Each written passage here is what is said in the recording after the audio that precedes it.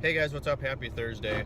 Once again, Minnesota, North Dakota winter has put a cramp in our Thursday video.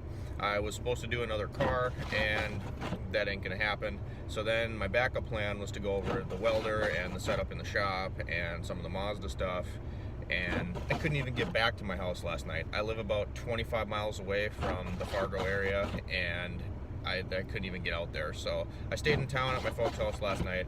We're gonna go to work, unfortunately, and a little bit later today we got something for you that we're gonna do instead. So stay tuned, we'll see you in a little bit.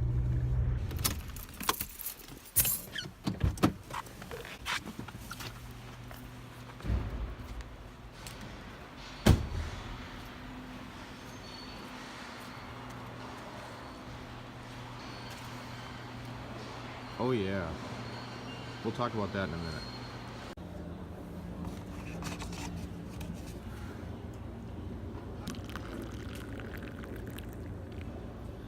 Alright, so we're going to go over this FJ project just a little bit. So if you can remember, I was talking about that seal in the video of the AT205. That seal was out of this Land Cruiser. So what I did was I actually went ahead and pulled the transfer case off of this and put that seal inside. Customer came back, said he was having some neutraling issues. I test drove the car quite excessively, shifted it into 4 high, 4 low, all that good stuff, and never had an issue.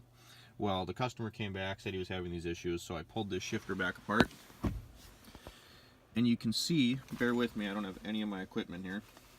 And you can see that spring right there where the shifter is going to be sitting. If you look on this side, you can see that the spring rides right in that little channel there. And on this side, it's kind of crossed over.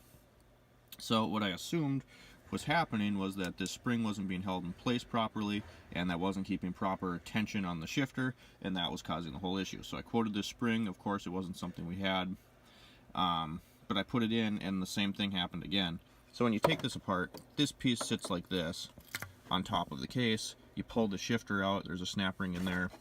You flip this piece upside down and you can get at that spring that now fell in there because that's the bent one. But, so you have to take the shifter out before you can see that spring. You could leave the shifter in, I suppose, but it's kind of hard to get at these bolts. So I took the shifter out. Never once did it occur to me that that was in the wrong spot. So here's another spring right here. I'm going to go ahead and put this in. Try to do this one-handed. There we go.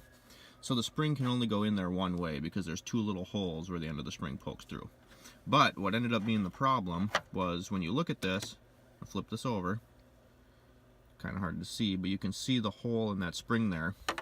Right here, this hole in the center of this loop is in the center of that hole.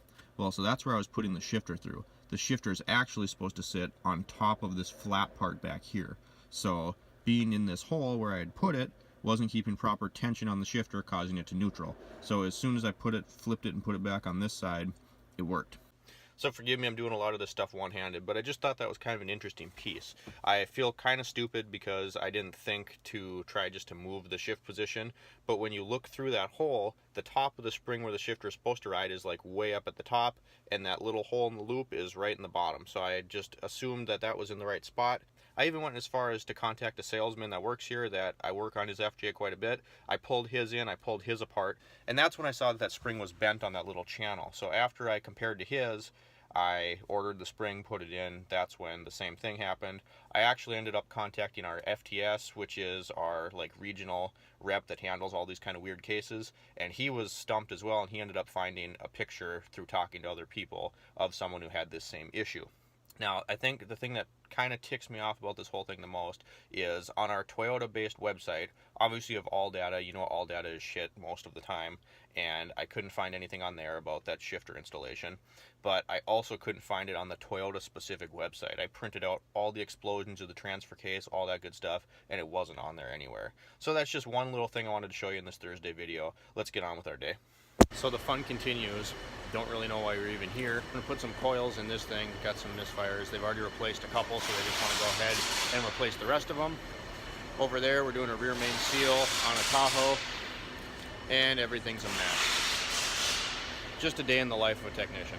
So as far as the Camry goes, you saw that little oops that we had. So here's what happened. Yesterday, I'm driving home, couldn't get home, went to my parents' house. I get in the intersection, the light turns yellow. So I'm in the intersection, light turns yellow, lady decides in her brand new minivan that she's gonna try and turn. So she goes to turn, I slam on the brakes, lay on the horn, and completely destroy the front of her car. Pull over, get out, whatever, ask her if she's okay, and then she goes, well, could you not stop? I said, well, when I was in the intersection, the light went yellow. And she said, well, I had a green light, which definitely couldn't be true. So here we are. Luckily, my buddy that did the Triumph PDR repair hopped over, grabbed my car. He didn't have anything going on, so he's fixing that. I got a turn signal assembly on the way. I don't know what they made those cockroaches out of back in the day, but that thing is a tank because her car was destroyed, and that's all that happened to me, so we're good to go. So we're waiting on some parts for this thing. Probably get working on this thing again, get the transmission out of it, and we'll be good to go. Hope you like this little improvised Thursday video. See you next time.